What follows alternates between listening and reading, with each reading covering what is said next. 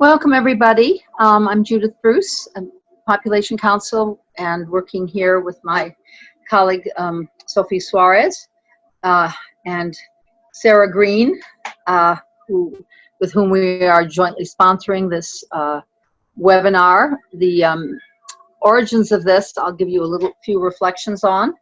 In January, there was a meeting in which the Child, Early, and Forced Marriage and Sexuality Working Group convened to discuss some of the field experiences and also discuss some of the issues around metrics and measurement and how to turn their common value system into a set of strategic and shared decisions.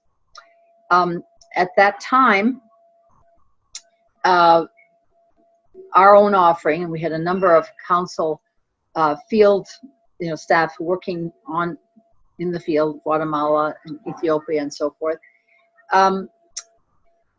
We brought up the possibility that the council and its newly established Girls Center and the community of practice, which is the community of adolescent girls practice, could contribute to the decision-making process of the network, of the working group, as well as other overlapping networks, which it represents, Coalition for Adolescent Girls, Girls Not Brides, and so forth, by turning the spotlight on girls 10 to 14 and what happens in that age group, because the neglect of that age group comes up over and over again as where things go awry for girls, certainly with regard to their sexual identity and autonomy. And as we know, sexuality is just one pathway that unfolds over a lifetime.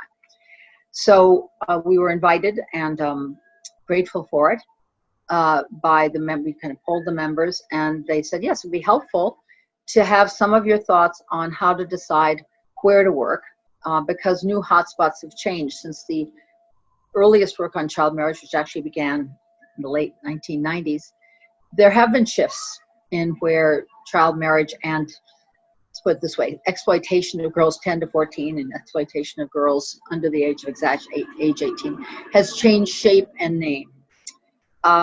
So that is the inspiration for this, to offer ourselves as a service and a partner to talk through things with all of you. There will be several parts to this. Sophie's going to give an overview of the community of practice and all the tools, which are learning tools, practitioner focused, and the wonderful website that she is highly responsible for. It's a wonderful asset to us. I'll speak a bit about why focusing on these age groups and the power of maps with Eva Roca, who's been a partner a long time, will be chiming in. And Christina Misunas will be representing the Girls Center, I think, presenting some interesting recent information about hotspots and I think importantly, subnational variation, how much variation there is within countries, so that you need to look at those subnational places. And Sarah Green is going to give a welcome as well. So thank you all, and I hope you enjoy the webinar. Like Judith said, my name is Sarah Green. I'm the Senior Policy Advisor for Sexual Health and Rights at American Jewish World Service, and I also co-chair the Child, Early, and Forced Marriage and Unions and Sexuality Working Group. The working group is a group of advocacy and programming and research organizations dedicated to advancing focus on the connection between control of adolescent girls' sexuality and child marriage. And we develop resources and do advocacy around that issue. In January, we had a meeting with a great group of organizations to talk about what this issue means for donors and others. And Pop Council was there and talked to us a little bit about their community of practice. And so this is an opportunity for some of us who were at that meeting and also others who have joined on to come and understand these great tools and process. So I'm here excited to learn along with all of you today, and I'll pop back in to facilitate your questions and answer session towards the end. Thank you.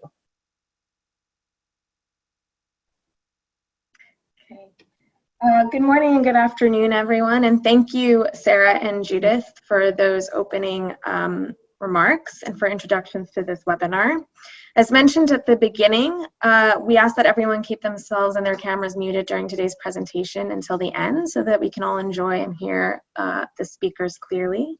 As a reminder, please feel welcome to send questions or comments throughout the webinar as you think of them. Send them to everyone in the chat function found at the bottom of your screen, and Sarah, who you just heard from, has kindly offered to field those questions for us at the end during our discussion. Today you will hear from me, Sophie Soares, Project Manager to the Adolescent Girls Community of Practice, followed by Judith again, our COP Director, with some possible additions by Eva Roca, a consultant to the COP, and followed finally by Christina Misunas, a Research Analyst with the Population Council's Girl Center. The agenda is as follows. As mentioned, you just heard opening remarks. I'll speak briefly on the COP and what we are and some of our main resources.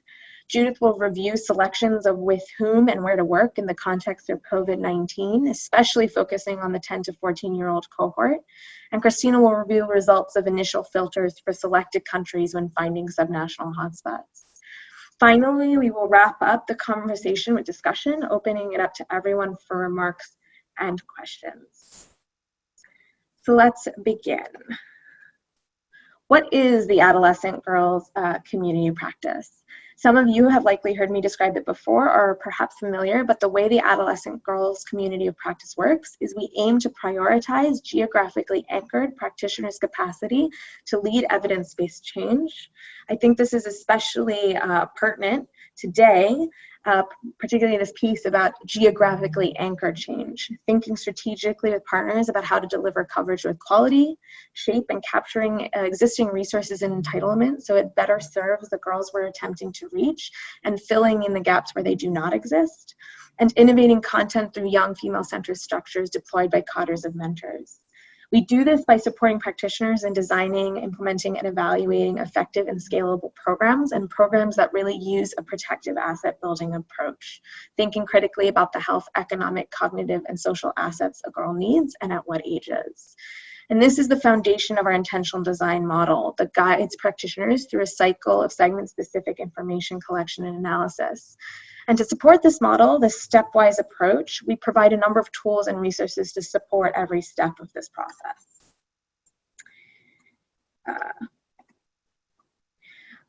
So this is our intentional design model, the 10 steps that we use to guide practitioners through designing girl-centered programs. I won't go through all of these steps right now, but today our focus is on step 1. How do we identify the places with the concentrations of the most off-track girls? Because if we don't start with them, we won't reach them. And I hope you'll consider this as we move through today's presentations. So finally, I just want to highlight the resources we have to support you in this work. We recently developed a new website for the community practice, and I just want to mention some of the key additions to this site here. First, you have essential reading, journal articles, reports, and publication series on how, who, why, what, and where of girls' programming evidence. Some, but certainly not all, of the highlights are Building Assets to Thrive, a report by Annabelle Arokar detailing the use of an asset-building approach in tackling HIV among girls in Ethiopia, Investing When It Counts, by Nicole Haberland, Kate McCarthy, and Martha Brady on the priority that must be paid to very young adolescents in order to create true difference in the lives of girls, our Girls Count series, and a piece on the shrinking world of girls at puberty by Kelly Holman that explores the dramatic shifts in safety and scope of access faced by girls as they make this huge life transition. Forthcoming is our intentional design guide, the full title you can see here at the bottom of the slide, which will lead practitioners and advocates through the central concepts that undergird this work, with a focus especially on the girl roster, which some of you might have heard of. Next is our practitioner tools. Our open source toolkits and guides for creating effective girl programming on the ground. And these resources really give you the necessary exercises, worksheets, and tools for each step of the intentional design model. Some of the highlights in this section is a link to the Girl Center's Adolescent Data Hub, the Adolescents In-Depth Data Guides, which Judith might mention later in this meeting, the Girl Roster, the Building Assets Toolkit, the Making Most of Mentors Guide, and more. Forthcoming is a how-to guidance on map making or social cartography and its value in program design, which I think you'll find very strongly relates to today's topic. Next is our program content, open source curricula, highly adaptable and available in many languages from several of our most successful programs and covering a wealth of topics from health to financial literacy to health services access and more. Our webinars are all available online as well, as this one will be after today, and cover a wealth of subjects as well, from the dimensions of transactional effects among adolescents and young women to our most recent one you might have tuned into in the beginning of the pandemic on stress testing our intentional design model in crisis. Forthcoming is a review of the girl roster, a how-to, but also a reflection on learnings from the field from the last several years of experience. Another on social cartography that will be demonstrative of that guidance and brief I mentioned earlier. And a Francophone webinar from our French-speaking colleagues on the adaptations being made in COVID.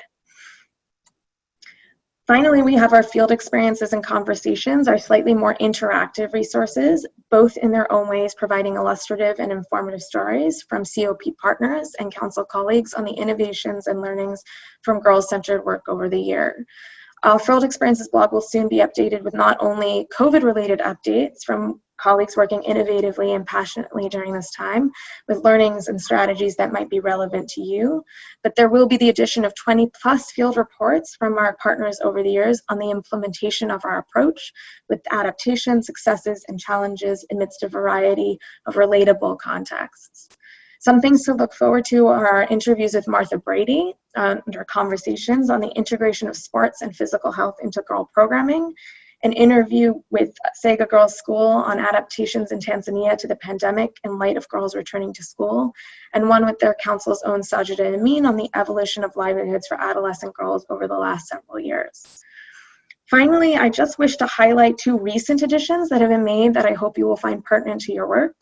Both are an extension of our Building Assets Toolkit, which is intended to help program staff think through the appropriate benchmarks girls must reach to attain specific social, economic, cognitive, and health assets, and at what ages. The first is our Creative Assets and Program Content Guide, developed in tandem with the Adolescent Girl and Creativity Network, a set of 14 additional assets to build social and emotional learning and promote trauma mitigation and healing. And this is complemented by 50 creative activities that can help build those assets, spanning a range of mediums from painting to drama to storytelling, and all meant for low resource settings. And second is our Emergency Assets for Humanitarian Settings Guide and Brief, co-developed with the Women's Refugee Commission. Together with them, we documented how humanitarian practitioners have used the exercise to date, the asset exercise to date, and to refine the toolkit for future use in emergency settings. It includes 70 assets grouped into a core set that are essential for all contexts. And a brief goes along with it that explains this process and offers insights and guidance relevant to development and humanitarian contexts alike. All of these materials are available on our site, and I will share a link again at the end of this presentation. For now, I will turn it over to Judith Bruce. Judith, if you can unmute yourself. I think I'm unmuted. Thank you very much. These tools that Sophie outlined, and a special shout out to Sophie for this brilliant assembly of them, are meant to support practitioners and those they work with. Obviously, we want to see a much closer partnership between donors and practitioners so that both the underlying evidence used to plan programs and the metrics to which they're held accountable really make sense, particularly as we drive towards the poorest girls in the poorest communities. When this work began getting more and more visibility, we did an exercise with the Coalition of Adolescent Girls. Many of you are members, I know, and asked not just the value system and so forth, but where on the map you're working. Where do real people get real things in real places? And to that extent asked, of those served, whatever the service point is, are young females eligible, and crucially, are they specially recruited? Because as Sophie said right in the beginning, if you don't begin with the youngest, most disadvantaged girls, you pretty much won't get there. Throughout these years, 2 things have been utterly consistent. 2 groups do not get attention even slightly commensurate to their needs or at the critical moment. The 10 to 14-year-olds that are already off track, and this, of course, are the years in which so much of our identity, physical and sexual autonomy and pattern develop. I'm especially interested in we have been especially interested in marriages under exact age 15, not just 18, and Christina Misunas will speak a bit about that. So one group are the 10 to 14-year-olds who are off track, or if on track, that is in school, still living in places where there are high proportions of girls who are married as children or other bad things. And the other group are the girls who are already married. Just now recently, in work with Syrian refugees in Lebanon, the roster was conducted in both the settlement areas, the camp areas in Beirut, and then the informal but intense settlement areas in the Bekaa Valley. And about 10% of the girls, 13 to 17, this is not a Syrian pattern, it's a refugee pattern, were married, and many with children. Absolutely consistently, wherever we look, these populations are at catastrophic risk and not being reached. So I'm just going to underscore that theme as I go through. And should I change my own slides, Sophie, or do you have to? You can just cue me, Judith. Go ahead. Can you change the slide? There, thank you. So this is a kind of something that was presented about 2 years ago. We worked a lot with the Girls in Emergencies Network Against Overlapping. And it's a range of humanitarian crises, often overlinked: conflict, climate change of different kinds, geological shifts, health. We have fast Ebola and slow HIV, obviously both fatal, ultimately, can be. And they generate displacement, scarcity, and stress, which disproportionately falls on adolescent girls who are already kind of the family credit card. And this, what I call safety net or credit card facility they offer, their sexuality, their fertility, and labor being under the control of others, and girls already psychologically by this age do not believe that their bodies and their life trajectories are their own. Now, we revise this a bit to think about COVID. Next slide. Because COVID's exceptional infectability, transmissibility to others, 10-year-olds on up can transmit at the same rate as adults. They may not get as sick as adults, but there's a special level of exposure that the poorest girls likely have under COVID. If they're forced out of the house, even if they're nominally confined, if they're forced out into public space to provision and so forth. So we decided to break that out. Highly infectious, less lethal to the young, but a long arc pandemic, and we're still obviously in the middle of it, and almost everywhere we work is affected by it. So that this new condition and wave also intensifies the displacement, the scarcity, the stress, and brings a paradoxical and difficult role to the girls we're concerned about. They remain a credit card and a safety net in crises, intensified invisibility, exclusion, exploitation of their labor, heightened household caring and management responsibilities. I can't see the bottom of the slide, so. And the control of their sexual fertility and fertility services inside and outside of marriage, meaning there are many instances we have reported of increases in sexual exploitation, unsafe work, and child marriage. So we have where you work, but also thinking about pre-COVID, during COVID, and whether there really will be a post-COVID. Some patterns established may become permanentized. It may well be on the good side. We talked to partners in Benin. They had worked with smaller clusters of girls meeting on a social distance basis within the same general neighborhood, and they thought that was good.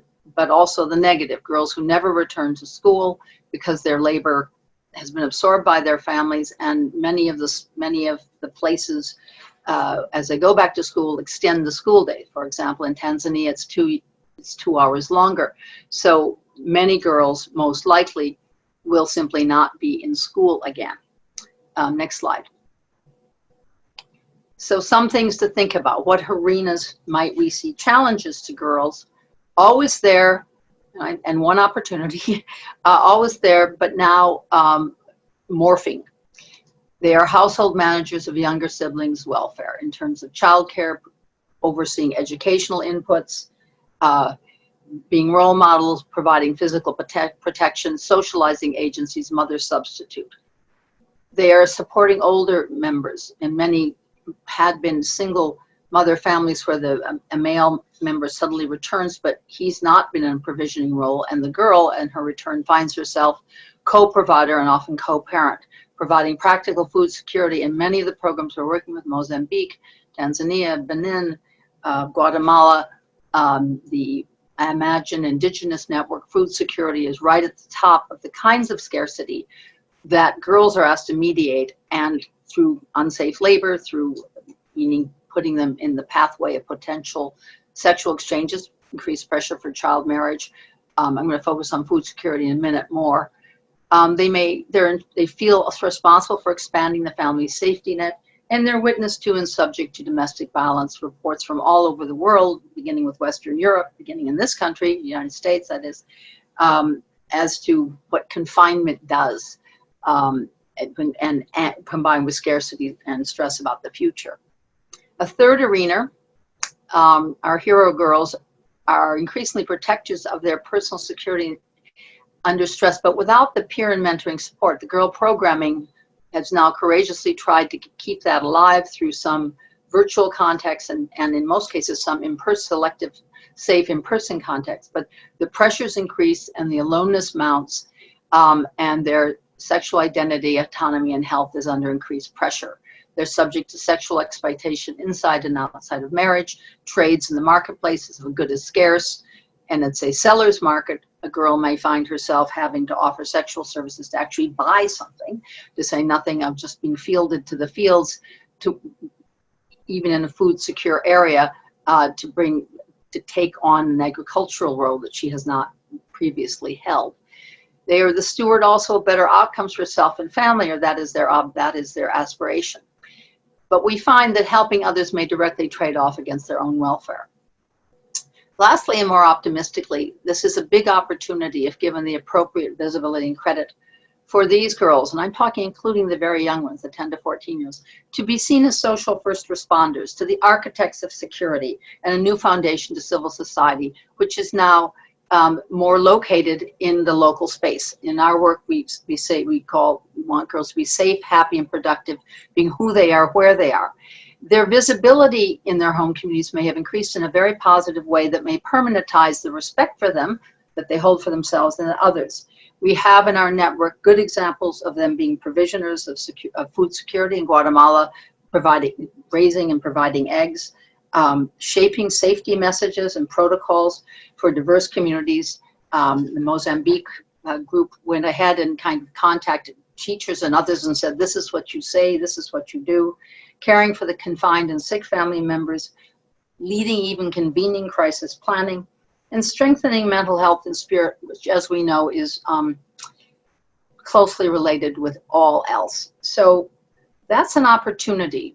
We can protect them and make them visible, make them proud of themselves. It's possible that this will be a pivotal moment in how they're seen. In my own work, my late mentor, Maria Assad, among the garbage collectors of Cairo, which had a very high child marriage rate, tackled it first by investments in 10 to 14-year-old girls and had 14-year-old girls in pairs lead the tetanus toxoid campaign, which not only was an excellent strategy because they could work inside and outside the household, it surprised people, it was safe, they got credibility, but it also founded a program that went on to eradicate child marriage and many other harmful practices in that community. So this is an opening, potentially, as well. Next slide. So, but thanks to Eva Roca, who can unmute herself and dive in if I say any of this incorrectly. I'm going to present three visuals about food security. So this is Gambia. We were working with partners there and had identified two areas for special interest: the upper river area, which you see, and the lower west coast. The upper area had an extremely high level of child marriage, and including ongoing polygamy, with not uncommon to find young girls who were fourth wives. And in the west coast area, there was a high proportion of girls 10 to 14 living apart from parents and not in school, a transmigration area. There are three basic categories of food insecurity. One is a little hard to see, Banjul district in the corner there, which has the low, it's under 40. Then the medium is North Bank and North River, and the high actually encompasses both these two areas, the rural area, Basay, and the urban, more transmigration, West Coast. So there's no necessary overlap between type of place and degree of food security. Interestingly, in Banjul district, we have the lowest reading in all of Gambia, which is in Banjul City, 22% food poor. Surprisingly, Ava observes, Ava chime in, food insecurity is higher in households that mainly depend on agriculture for a livelihood, and it's strongly seasonal, and insecurity peaking between June and October because of floods. Those of us who think about girls think, what else happens between June and October? Are they out of school? The girls in school have suddenly a break, potentially.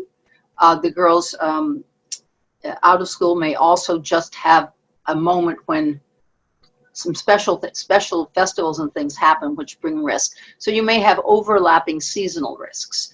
In any case, the point is that this initial mapping helps us look below the national level, even though this is a very small country, there's lots of variation. Think about seasonality, think about population density, and then think about girls under stress. Next slide. So this is from Haiti. There was a great question asked at the bottom, for which we're trying to get a really better picture of the data. It asked, who in the household went a whole day and night without eating in the last 4 weeks, to find high levels of hunger among adolescent girls in Haiti? Having a day like that is truly traumatic and formative of behavior, searching, hoarding, and a sense of insecurity. These, however, which we're showing is the DHS account question, percent of girls who went without food in the last day, compared with women 40 to 44 who went without food in the last day. And Ava, who's going to give a webinar late in September, puts at the top myth. Distributing food to the head of household means that everyone in the household will eat. So this has been the battle for both women and girls in gender. Households are not optimizing units. Households are where unfairness begins, not where fairness begins in most cases. So you'll see the darker blue are places where 40% of the girls, in this case, on the map as you look at on the left, reported that they went without food in the last day, and then another 30%, pretty high levels of girls across Haiti were reporting going without food the previous day, compared to adult women. Obviously, we don't want to see anybody hungry, but the patterns are different. Girls are not junior women. They're a different segment, a different group. And again, food insecurity in the time of COVID may change quite a lot. In order to secure your food security, for a girl anyway, it may mean risky work, and she may be working more on others' behalf than her own behalf. And that is what puts her in the line of fire for some of the sexual exploitation abuses that the network and others have been so concerned about. Next slide. And this is another myth Ava has written. People living in cities or middle-income countries are not affected by issues like food security. But what we urge in the community of practice is really appropriate disaggregation. And here you have the different districts of South Africa broken down by food consumption that is less than the household's needs. In other words, experiencing scarcity. If you read the bullets on the side, and my problem for me is they're literally blocked out by my face here. So maybe, Sophie, can this be moved over a bit so I can just read them through? Or Ava, if you're on the line, can you read the red bullets, please? Hi, everyone. Thanks, Judith. So this is just a picture of South Africa. You can see the small map to the right, which has the provincial level data, which is often the lowest level that you will ever see data disaggregated by. So I thought it would be interesting to get down one lower level, which is the district council level, and see what was happening at something more like a county level. It's the most analogous thing to the US. So not only are countries like South Africa that are highly unequal, extremely heterogeneous, there are also pockets where things are starkly bad and, as bad or worse than a country that overall is doing much worse.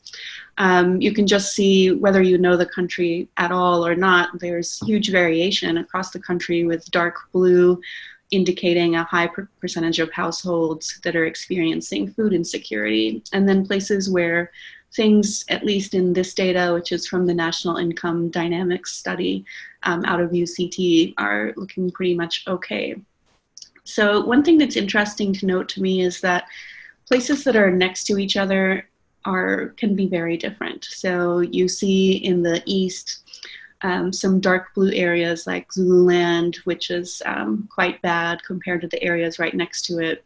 And then if you know the country at all, you can see Durban, eThekwini, a little bit below that, which is more urban, and Cape Town in the southwest, which is very urban. And those areas are actually worse off than the surrounding light green areas that are more rural. So I think many people would think that rural areas would be, where it's at, cities are where it's at, but actually not only there are huge differences there, but within cities themselves, you also have differences. So I've also done some analysis not shown here of Cape Town, which many people have visited and know is a highly unequal place. And you can see stark differences even within a relatively well-off city that are very bad in terms of food security and other indicators.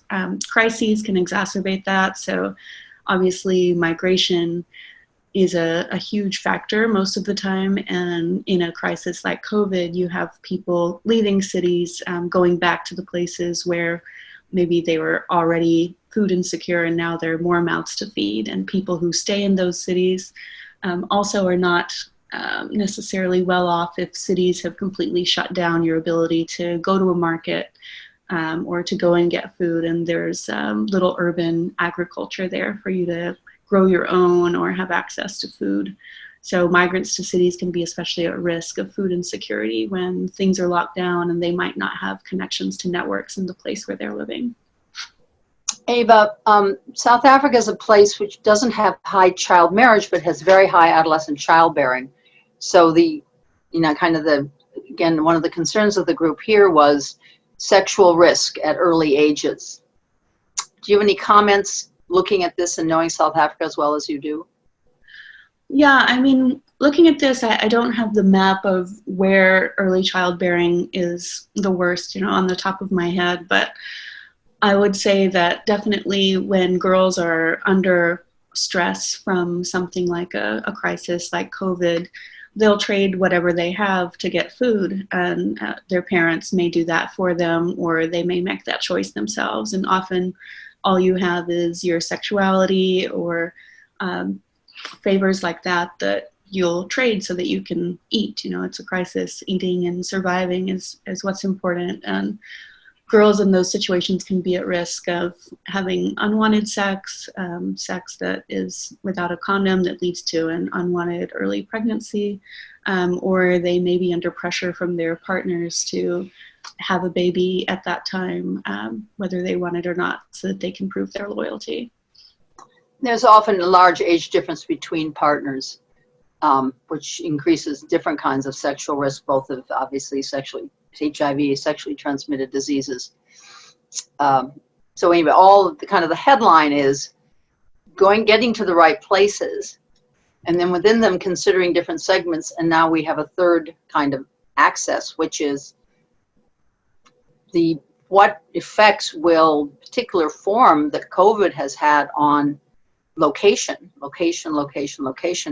And once a girl, let's say she's taken out of school and goes back home, if it's back home or back inside the house, how the framework of her responsibilities probably won't change. What she has to do to fulfill them may, and some of them may be intensively negative. There may be a few that are productive and positive in terms of there's chances for some sort of leadership. Next slide.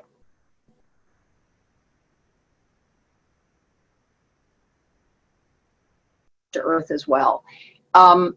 We have urged with our partners doing evidence-based planning to identify where the highest concentrations of the girls at the greatest risk of the worst outcomes. And having done that, and typically when we start a workshop with organizations, having them put on the map where they're working and then which segments they're working with in an active way. So when we were working in Mozambique, and somehow the name of the district got removed here, but it is Cabo Delgado, Mozambique. And there were, the top, the very top should read that there were 45,000 girls, 10 to 14, living apart from parents, right? Very, very high levels. In that district, Organization A distributes health information only. So they were credited with 1,000, they might reach 1,000 of these girls for years. They didn't particularly recruit them, but they were working in zones which had high density of girls at risk. Organization B conducted radio broadcasts, but they didn't think about who accessed radios or whether they were actually influenced by them. And the prevailing information from the people within the area was that very few have access, and especially those out of school were out of reach of such broadcasts. So girls living apart from parents, we thought there was potential, but we couldn't basically say that they were covering any of the girls. Organization C provides orphans and vulnerable children programming to make male and female orphans. And it's 70% boys, 30% girls, because this is still demand-led. So you'll get more boys than girls, reaching a total of 2,000 per year. So if you take the 45,000, which I apologize you can't see, we will amend that slide, and we subtract the 3,000 that I think is a fairly generous estimation of coverage, there are remaining 42,000. Now, over the years, family planning or others, when they estimate unmet need, do exercises like this. So this requires a real partnership between practitioners, donors, and other stakeholders with those who are trying to give us the best metrics. We can get to the right places, but we can't really see coverage or the effectiveness of policies. That's why I say policies are nice, but the on-the-ground programs at scale are the ones that actually make the difference. It's nice if they're facilitated by policies. So in most places, we still have a long way to go. And enumerating that amount gives us some local targets. In other countries, it's a little less daunting. I remember in Gambia, I'm sitting with the Ministry of Health of Education Gambia, and there was a district which she'd come from, and there were 7,000 girls, 10 to 14, who were out of school and living apart from parents. And she said, oh, and she it was a big number, but it was kind of manageable. So if you combine the census information with the information the size of the segment, the local administration may find the number you've given them doable, and at least gives them a sense of plausible accountability. Let me end there and turn it over to my colleague, Christina Misunas of the Girls Center. Hi, everyone. Before we do that, I'm going to allow Sarah to field just one question that was specific to the slide, I think, going back, and then we will move on. Go ahead, Great. Sarah.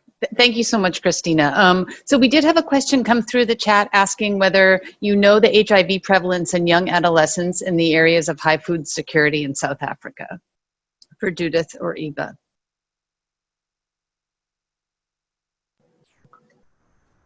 I think, Ava, you probably have a better grasp. I can give some generalized figures. They remain very high. Ava, do you have any up-to-date there? Yeah, I'm going to post a recent paper in the chat box for everyone to have. But if you think about the overlap between the dark blue areas, there is a huge concentration of young people, girls especially, with HIV in the area that's dark blue, like the Zulu community in South Africa. So there's a big overlap there that is definitely could be related. And I'll be sending through in the chat an article from 2019 about what the current data in South Africa shows. And Ava, just a piece of important history. Some of the earliest work that was done in Durban at a point when I think the population prevalence was north of 25%. And very high female to male ratios. Kelly Holman, and I believe you were also involved, looked at something like 43 nominally youth-serving organizations that were going to be converted to sort of HIV resources for girls, and found almost none of them had even girls in their constituency, and very few of them were engaged in livelihood. So there was a on-paper investment, which was not in any way going to reach those girls. I don't know if you want to comment any further, but there was preemptive information that the money the investment and the policies were sort of hanging in midair and not reaching the girls at the highest risk? Yeah, thanks, Judith. So that was back in probably 2003, 2004 or so. And what that scan, and maybe Kelly is on the line and wants to speak about it instead of me, but if she's not, then I'll go ahead and say that what we found was that all of those youth serving places were primarily reaching men who are only considered youth in the most generous extension of the term. They were the ones who were commonly found in those spaces, not girls. Girls were not there. It wasn't safe or acceptable for them to be in those places. And it was a huge underinvestment in girls in that community, who were the ones who definitely needed those spaces more. There's an article called The Girls Left Behind, which gives some of the details, and then Ava and Kelly's work. It gives lots and lots of fascinating, really path-breaking work at the time. Great. Thank you so much, Ava and Judith. Christina, back over to you.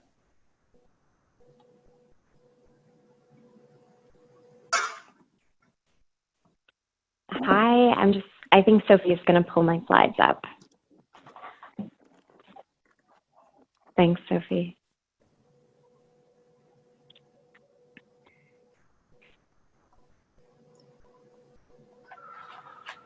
Can you hear me okay? Is it?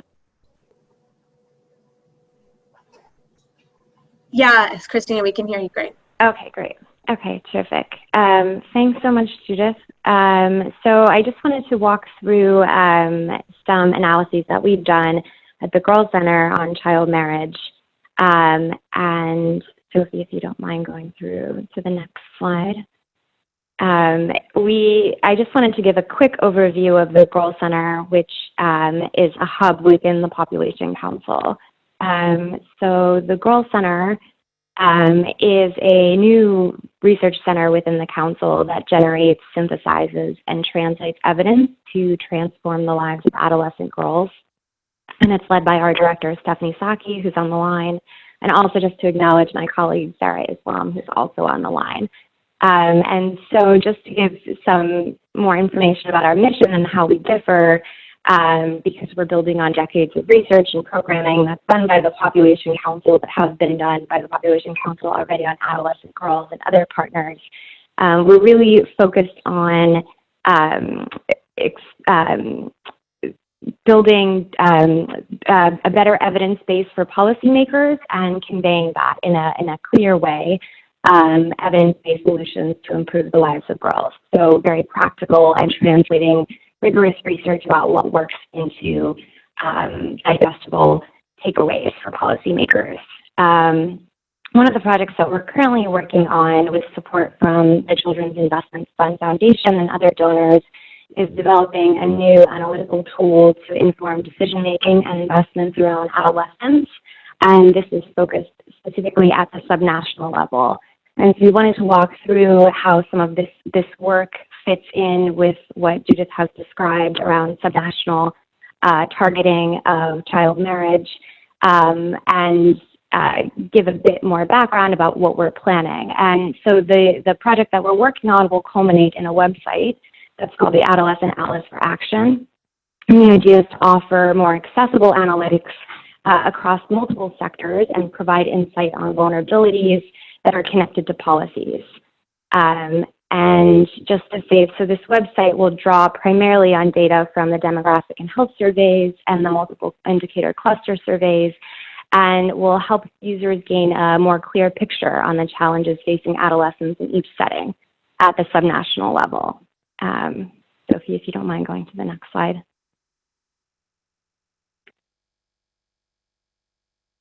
Great, okay.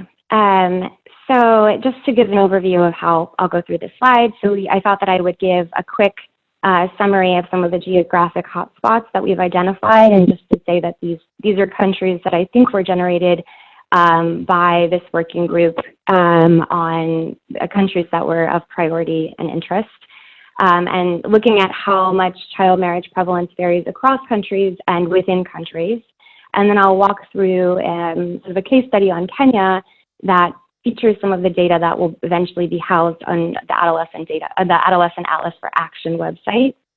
And just to say, so some of the different components that will be of the analyses that we'll be looking at will be around subnational variation. So answering the question, does a girl's risk of child marriage vary based on where she lives? Looking at this concept of linked risk. So what other challenges currently married adolescent girls face, and sort of drawing some programmatic takeaways from that, and thinking more clearly about how we can apply these results to inform policies and programming. And then also looking at community level risks. And for this, so for the website, and I think for all of our work, we're really thinking about and using an ecological approach for vulnerability that considers how individual and community level factors affect adolescent well-being. And this is based on the concept that a developing person involves the individual and his or her environment and the interactions between the two. And for this, we are looking at where currently unmarried adolescent girls are most at risk of marriage by age 18 based on the communities where they're living, but also are adolescent girls at risk of other adverse outcomes in the future based on where they live, in addition to child marriage. And then finally, and something that this is part of our work underway, is doing a policy scan. So relative to child marriage, are basic protective policies in place?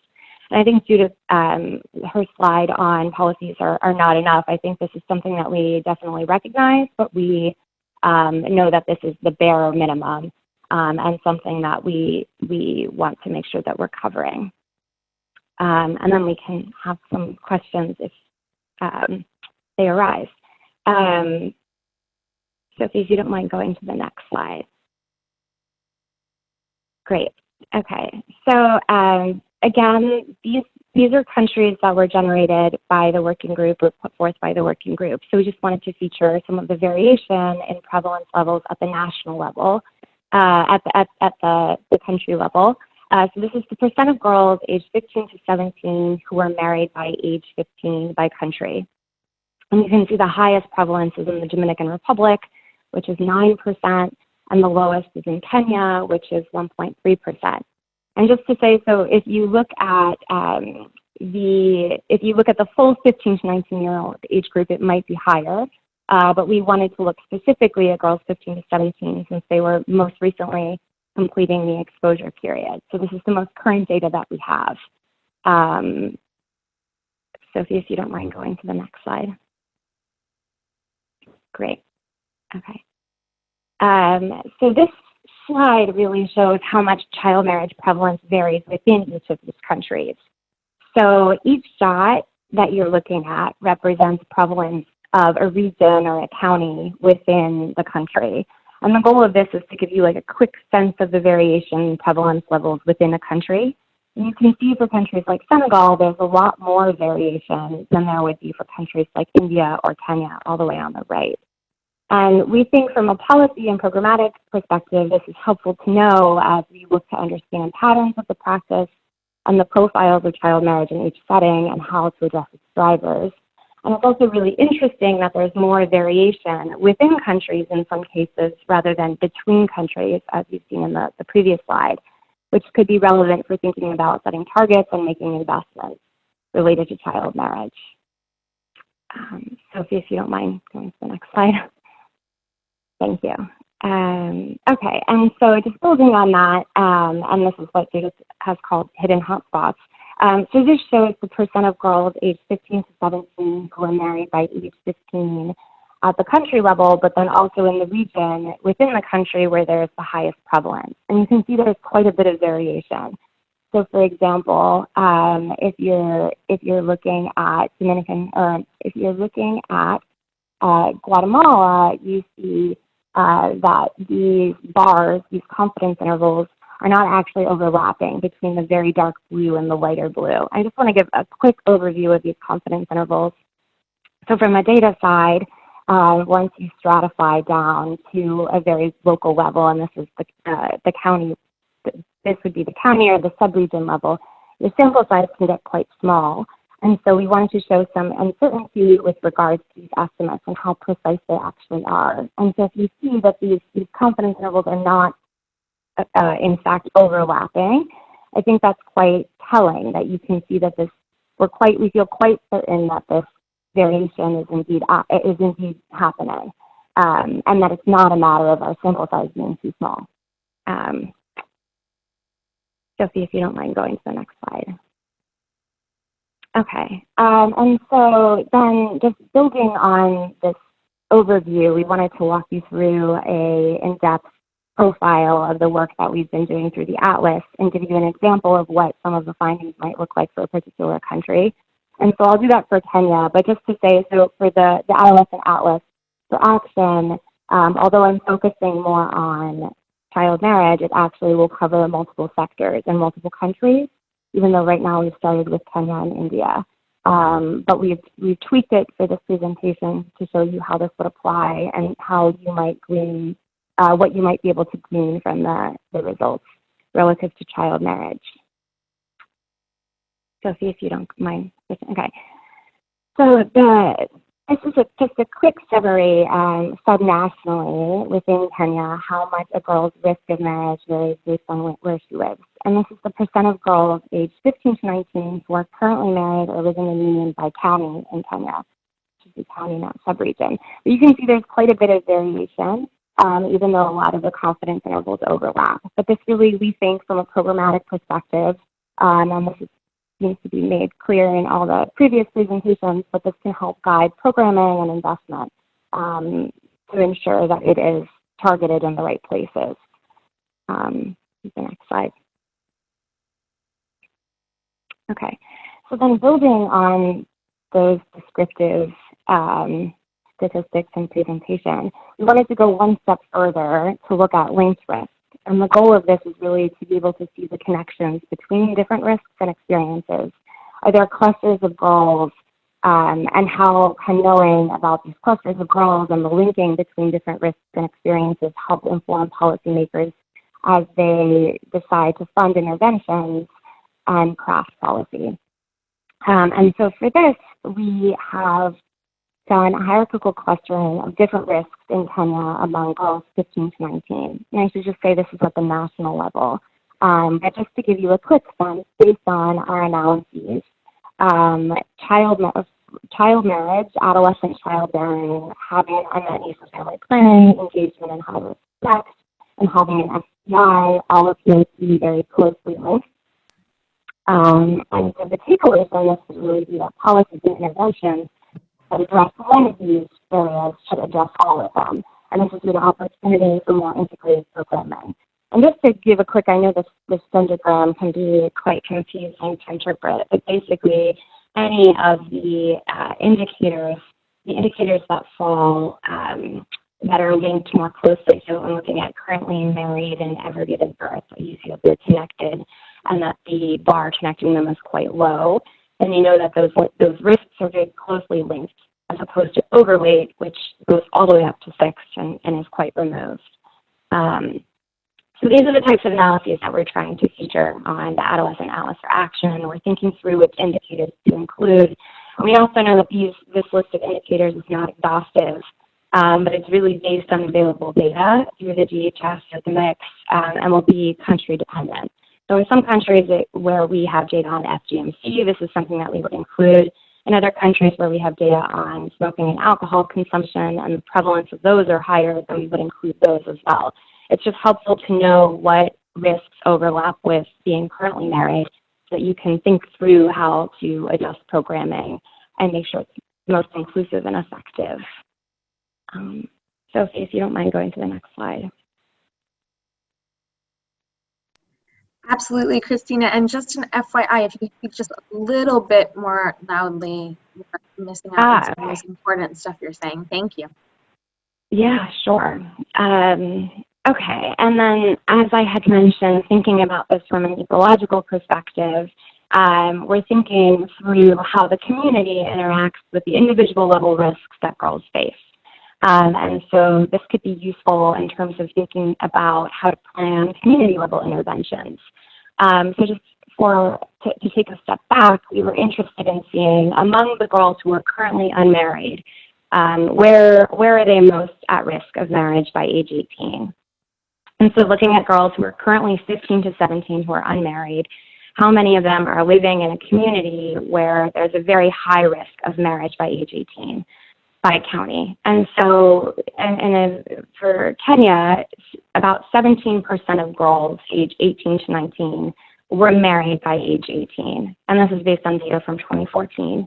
And so once you look at how many girls are living in a smaller community within these counties, where the prevalence is above that, where prevalence is above the national average, so heightened risk, you see that more than 80% of girls in 4 counties are at very high risk of marriage by age 18. And we think that this type of information might be helpful as you think about how to target interventions, where to plan, and how to direct very limited resources around child marriage. And this is like the most imminent risk.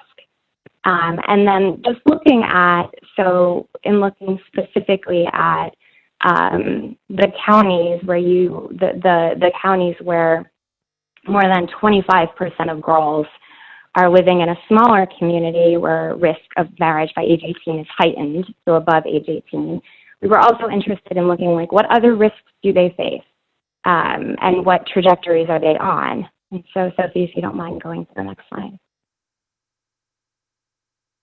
Okay, so in thinking about other adverse outcomes for these particular counties within Kenya, we wanted to see what percentage of girls who live in each of these counties were at risk of other adverse outcomes and heightened risk of those outcomes based on the women in their communities. So we chose some indicators that we thought were relevant to child marriage specifically, and some outcomes for girls who are currently married. So unmet need for family planning, ever given birth by age 18, unskilled delivery, so deliveries or births that take place outside of a healthcare facility, the justification of wife beating in the community, equity in household decision-making, unemployment, physical violence, regular alcohol consumption and smoking, risk of diabetes and hypertension, as well as being overweight, obese, or underweight. And so we tried to incorporate and really think through some other health risks that might be related or girls who are currently married might be at risk of, so you can think through how to do more integrated programming. And so from this, you can see this first column is the national prevalence of all of these outcomes for each of them among the older cohort of women 20 to 49. And then we wanted to see if you're a girl if you're 15 to 19 and you're living in one of these communities, what percentage of girls in these communities are at heightened risk of these outcomes based on the women around them. And so you can see that for some of these communities, the risk is actually quite high. So just looking at the first, Zimbabwe, you can see that almost all girls, so 95% of girls live in communities that are heightened risk of marriage by age 18, but they also have a high risk of unmet need for family planning and adolescent childbearing and unskilled delivery. And we think that this might be useful to present together and to present to policymakers as they're thinking through how services can be packaged. Okay, and then the next slide, Sophie. Okay, and then finally, so as part of our data analyses, we're also trying to think through how we can link the data with the policies and the evidence on the ground, and this is something that's still a work in progress. But we've mapped some very basic indicators related to policies around harmful practices and other sectors. I'm just showing the harmful practices one here. So for example, child marriage, child labor, FCMC, corporal punishment, sexual violence, and intimate partner violence. And our goal is to look across countries to see if these policies are in place. And just to acknowledge, we know that these are the bare minimum and these are not exhaustive, and also that the implementation of these policies is very important to consider, but we thought that this was a good first step to understanding how these issues were being addressed at the country level. And so on the next slide, you can also see these are just a quick presentation of some of the policies around education and the indicators that we've mapped for these different areas within education relative to Kenya.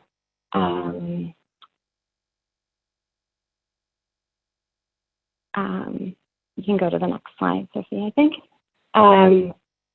So thank you so much. I know that was a lot of different tables. We hope that some of these takeaways might be useful as you think through, from an advocacy and programming perspective, how to address child marriage within countries. And if you have any questions or feedback on how this type of analysis might be useful or tweaked, we would love to hear them, especially as we're thinking through how to modify the Adolescent Allies for Action website.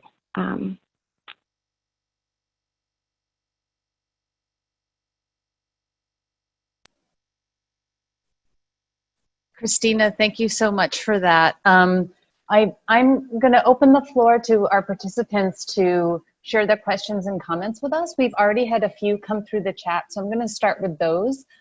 Before we dive into those specific ones, I think the big question that the community of practice has, I think for all of us on the line, is what we think of this approach of analyzing subnational data in this way. And that was, Christina, just thank you for that. That was really fascinating and detailed presentation and a great way to help us understand what the approach is all about. So thank you.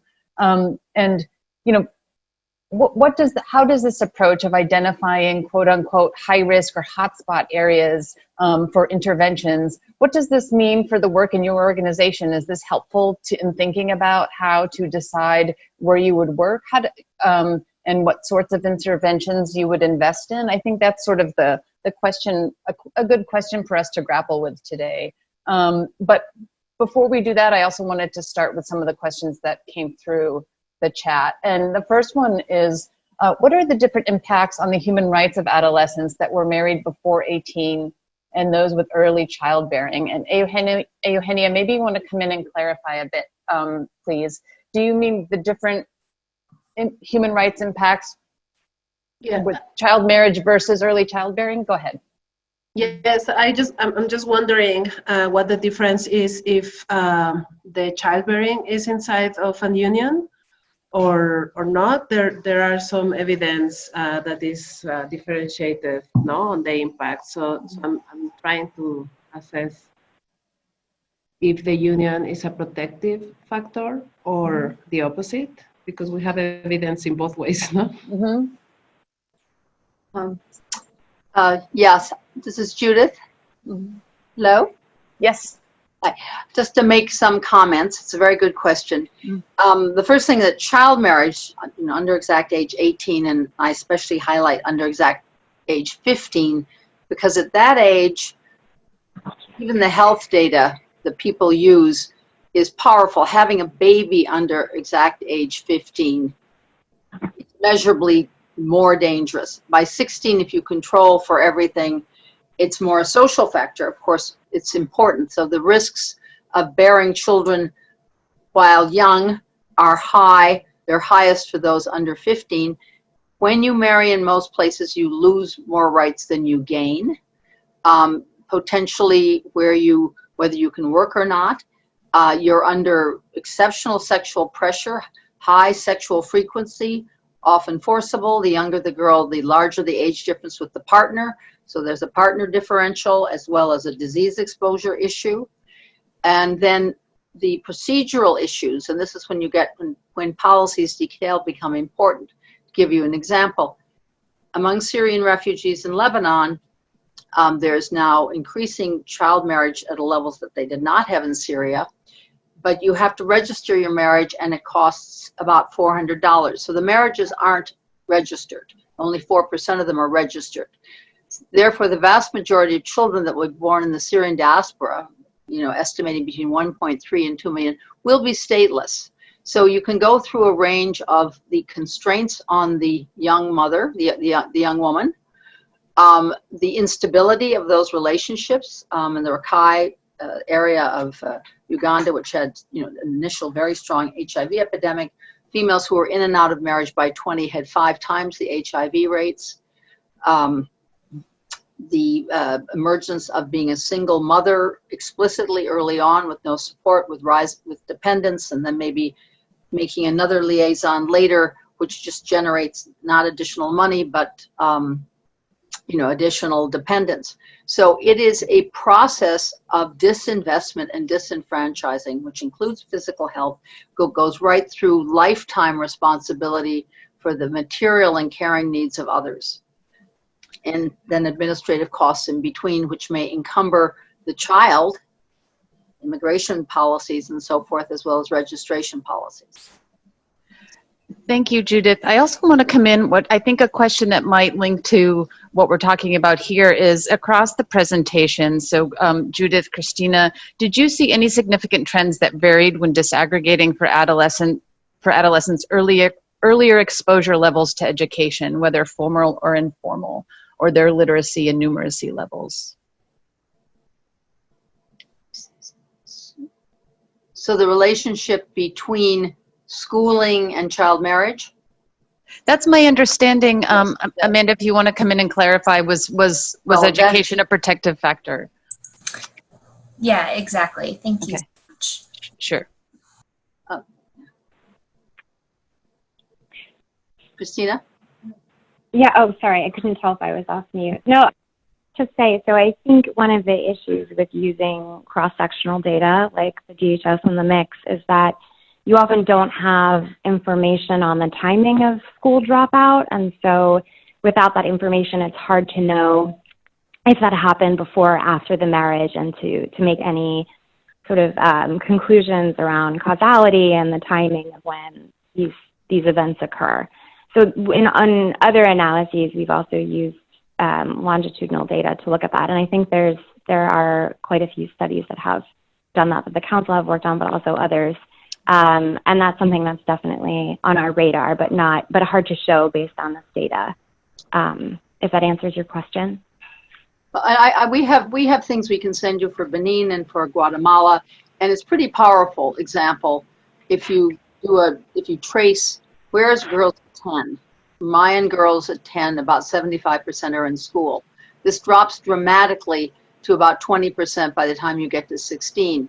Meanwhile, the rate of child marriage goes up in a reciprocal curve. So the bad cholesterol goes down, the good cholesterol goes up. Whether girls drop out of school because of pregnancy or drop out of school and then again gets pregnant, in general, they drop out of school and then get pregnant because what you're seeing is a cycle of disinvestment. One reason I at least personally favor the life table method, which you ask, by this age, what proportion of girls have been married, is that anything that happens at 15 started earlier. It didn't just happen at 15. And so there's a disinvestment pattern. The girl may be, behind, if she's in school, behind grade for age. She may have never been in school, or she may be recently out of school. So what you see is an intensified, and investing when it counts, and a number of other materials document this. The investment begins early, but you have to look at a range of things: living arrangements, school participation, both degree, not just grade. And then I think we will begin to be able to add some peer factors, like the proportion of girls who have, 3 or more non-family friends, social capital reasons. Kelly and Ava certainly did a lot of work on these kinds of subjects in the case of South Africa, and also Guatemala, also Benin. It's a good question. Thank you. A sort of related question in Kenya, or another question about the data. In the case of Kenya, do you anticipate the decreases in cases of FGM to have any impact on the rates of child marriage there?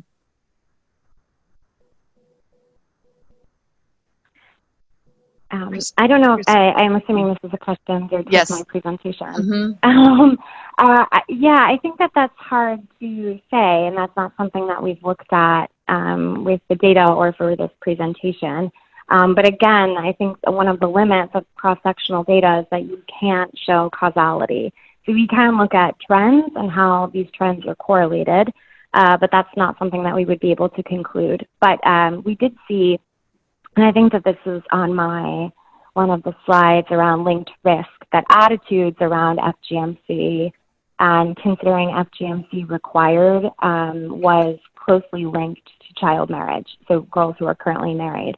And so there could be an interesting analyses, done on that to see if girls who are currently married, or if FGMC declines and norms around FGMC are changed, how that might lead into child marriage prevalence and decrease it as well as a result. But I think that would just be hard to show with the data. There's in many places where there are closed marriage markets, where you're generally marrying within a circle, FGM is a precondition for what's considered a decent marriage. They're both very hard to work on. I think FGM is about the hardest thing to work on, but I believe they're both really economically driven, meaning that the girl's entry into social inclusion and economic survival requires the loss of part of her body to be married. And so they're very closely related, as they're in most places, and one is a precondition for the other. In Egypt, I worked on this many years ago in Egypt, and both were tackled. Once you got the child marriage message across, there were still residual messages around FGM, which, it's unclean, or, God made a mistake, or various ones. But slowly you'd see it change. Migration often changes it to the extent that girls enter new marriage markets, which do not have FGM as a requirement for being seen as a decent person for, quote, marriage. And then you have to look at the word marriage. It's not a static term. I think one of our questioners asked that. This is about the most culturally contextual word around. Demographers for years have treated it as a real thing. I think it's a vessel which is used to cover up a multitude of sins, or at least suggest protection when there is none.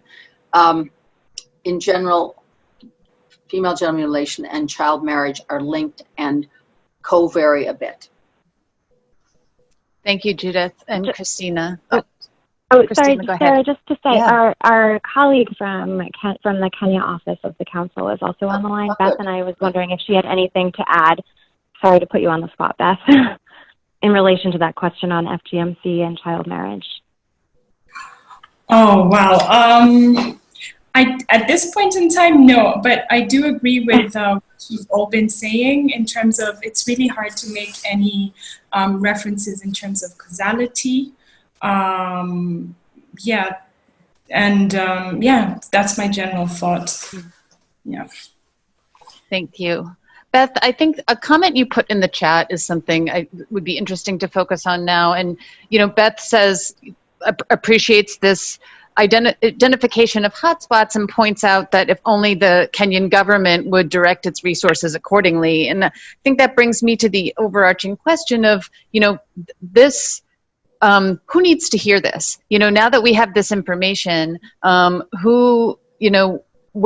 can it be channeled for appropriate action? Are we thinking of international organizations that then move to decide to do certain types of programming here or there? Are we thinking about funders who connect with local groups who are already active in those areas and discover what they are doing around these issues and how they can be resourced?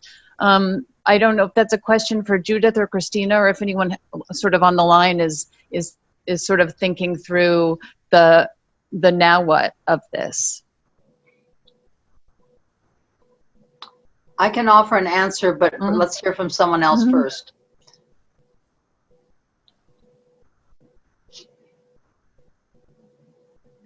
Well, I would say this, watching this a long time now.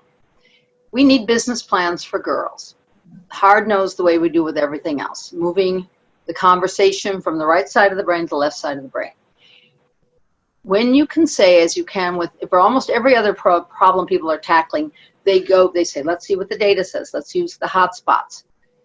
The hotspots, first of all, present a manageable framework and an accountable framework for investment.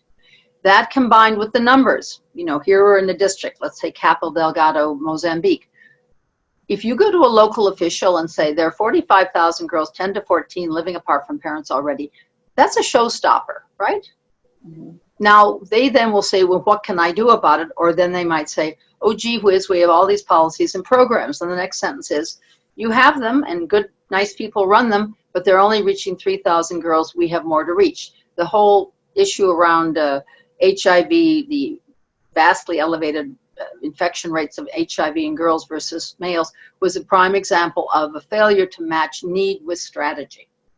I think this community that we're talking to, which is the active, well-respected international organizations, some of the smaller new groups that have come up, which are focused on the mental health and sexuality, the emergence of sexualities, the donors, need to work together and to make the pitch. The Sustainable Development Goals are meant to be not just a new way for governments to lie and pretend things are getting better than they are, but to focus down at subnational levels. So you all can be brilliant advocates and say we'll be co-investors with you, we'll work alongside you, but let's go to Samburu and let's make a difference. Let's have a time 1 and move to a time 2. But leaving things at the over-aggregated space with no one particularly holding the contract. So my hope is that more and more of us can be advocates using evidence with confidence to say, take a look at this, now let's make a plan. That would be I would have died and gone to heaven if that happens.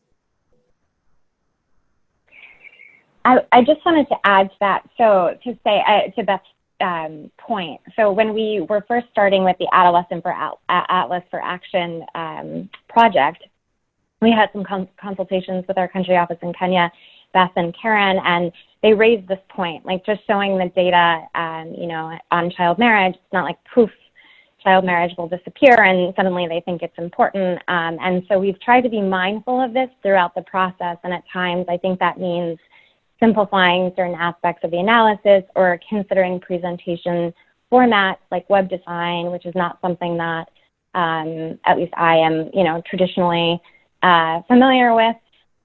So we're definitely trying to think this through, and I think these types of conversations are really helpful, especially as projects are underway, to get feedback, but also to hear if there are parts that resonate or don't resonate with policy, the advocacy community, and those who work in programming. And also just, I think the Girls Center in general has this as a goal. And our director, Stephanie Saki, who's on the line, I don't know if she wants to comment on some of our other work underway related to this. Yeah, thanks, Christina. I hope you can hear me okay. Sorry about the background noise. This is Stephanie Saki. I think Christina and Beth and Judith have all said very well. I mean, this is something we're working really hard to try to figure out how to better get from the data and evidence to decision making, and I think that goes in both directions. So part of the idea for developing the Adolescent Atlas for Action really came from feedback that we got from policymakers and practitioners on the ground, just saying that there's a lot of data out there, but it's really hard to get from descriptions of the levels of child marriage to know exactly what investments should be made for whom, when. So we've been trying to develop this tool in response to that feedback, but it will be a back and forth process, I think, of is this useful? Does it answer those questions? How can we change it? The other point I'll just make while I have the microphone, if you will, is in response to a question that Helen added in the group chat about intersectionality and understanding what works. Just to say that we are finishing up a systematic review of that's really focused on education outcomes, but it's looking at interventions designed to address gender-related barriers to education. And that includes child marriage and adolescent childbearing, as well as kind of the more traditional barriers that people think of in terms of education. And so that will be available in the coming weeks or months. But one thing I'll say is that the challenge is that there are these huge multi-sectoral, very expensive programs that have a lot of different pieces and tend to be effective, but we don't really know which piece of them is most effective, and they're not really scalable. So I think there's a real question about the next phase, and I know a lot of people in governments are already thinking about this. The next phase of work is really to figure out which pieces are the most necessary pieces for investment and how to turn these very complex multi-sectoral programs into something that can be scaled at the national level, or at least beyond, intensive NGO programs. So we're happy to share those findings as they come out and other relevant resources to this conversation. Thanks so much, Stephanie. And it's great to, hear the thinking that Pop Council is working through on how best to engage with this super valuable data and great perspective. I think also thinking about maybe how it could be made available in accessible ways to local advocates in the regions that are being showcased for their own activism towards their governments for resources for certain issues. In some ways, I'm just thinking, it's sort of like a census, and the census process is going on in the United States right now, and the messaging around it of how important it is to participate in the census so that, your community gets the resources it needs to address the specific problems you have. And in some ways, this is sort of like, way more sophisticated and helpful for a form of census to that end. Eugenia has a question coming through. Do you have evidence on how to link interventions to address adolescent pregnancy and child marriage?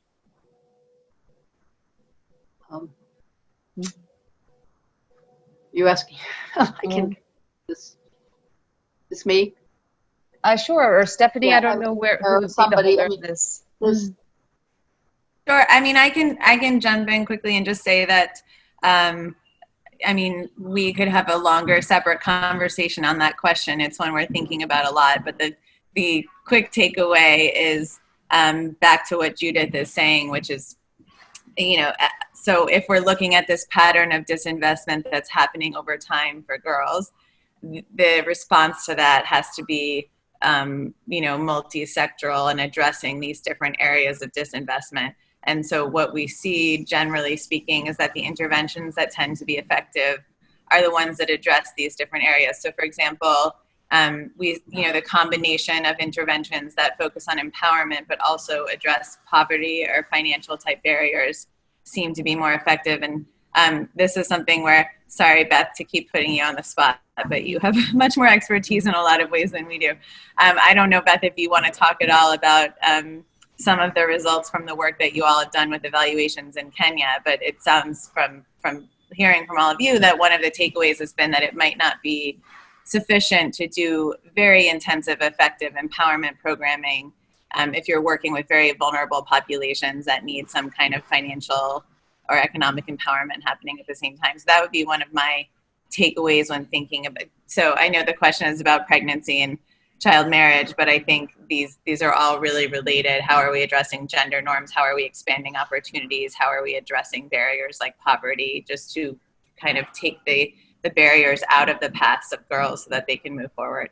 Beth, do you have anything from the evaluations that you've done in Kenya that you might want to add? Well, I can speak to the AGIC study, the Adolescent Girls Initiative study.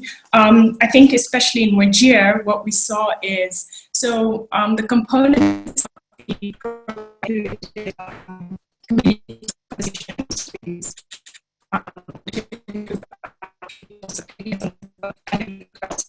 Sorry, Beth, you're breaking up.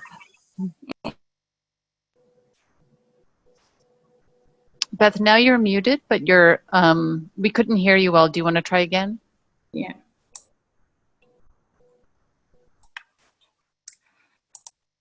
Can you hear me now? Yes. Okay, I'm sorry, my internet is a bit shaky. No, just very briefly, because of the internet, we had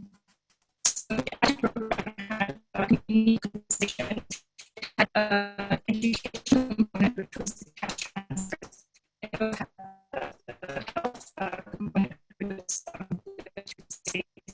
And we also focus on financial literacy. And we saw this. Hey, Beth, I'm so sorry. It's fine. Maybe I'll just I'll type it up just very briefly.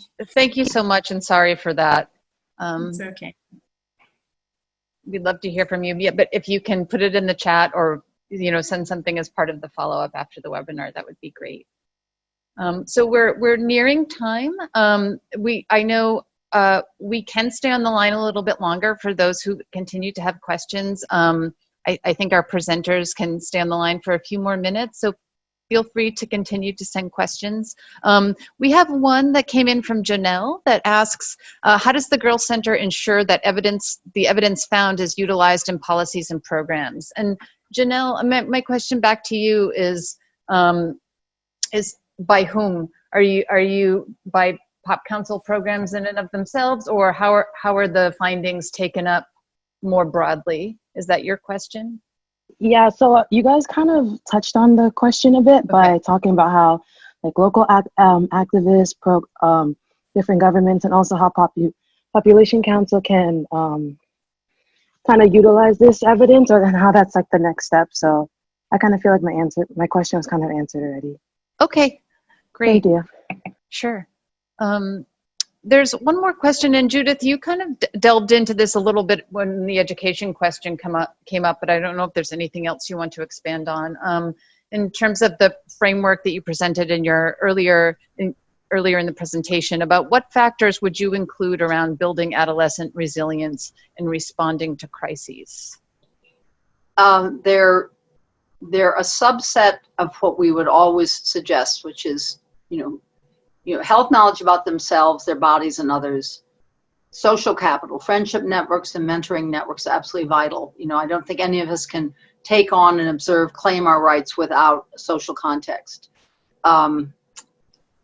Age-graded financial literacy and support for cognitive development. Yes, you're in school, but without a study space or even permission to study, these are all things that are goods in and of themselves. They're in the Sustainable Development Goals. And as a package pitched early enough by peer segment, in other words, girls who are like each other, not mixing out of school and in school girls typically, reaching married girls as a group, not just married women. When one does that, goods in and of themselves, but they build the kind of strength and resilience, because right now, under the crisis, the girls under stress, for instance, for unsafe work, dealing with isolation, child marriage, their past association with other girls will have helped them and will have strengthened them. But most of the programs we're in touch with are doing some form of selective contact with them to remind them, we're here, you are who you are, you learned what you learn. One group is dropping off lesson plans, not just for the girls, but for the community to do exercises. So contact is especially important, however organized. Phone may not be the best way to do that. In some cases may actually be rejected. Our colleague Annabella Rulko, who may be on the line, presented evidence in the first webinar that I think of the 5,000 girls who had phones, 13% only said that they were their phones, and of those, only about 30% the girls still had in their possession. And when reached, these were girls in domestic service and under all the risks we're talking about, were actually feeling a little at risk to receive calls. So one has to think about the social capital pathways. Sense of place is absolutely vital.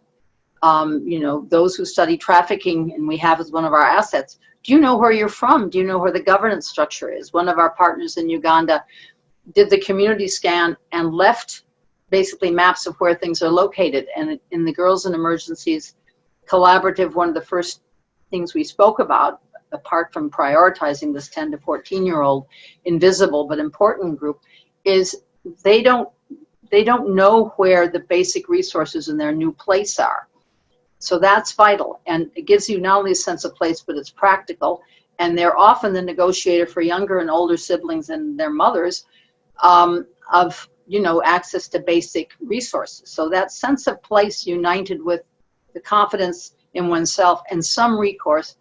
During Ebola, a lot of emphasis was put on, as it is in all pandemics, accurate information. So the girls being connected, we talk about the girls being sort of the BBC for girls, so that they have a pipeline of information that can't all be observed. Everybody can't be washing hands all the time. There's water and other deficits, but at least they become potentially a repository of accurate information. The tetanus toxoid campaign I referred to iconically almost 30 years ago, the girls became associated with trust. Young females are often actually very trusted if you give them trustworthy information, so it's a chance for them to shine.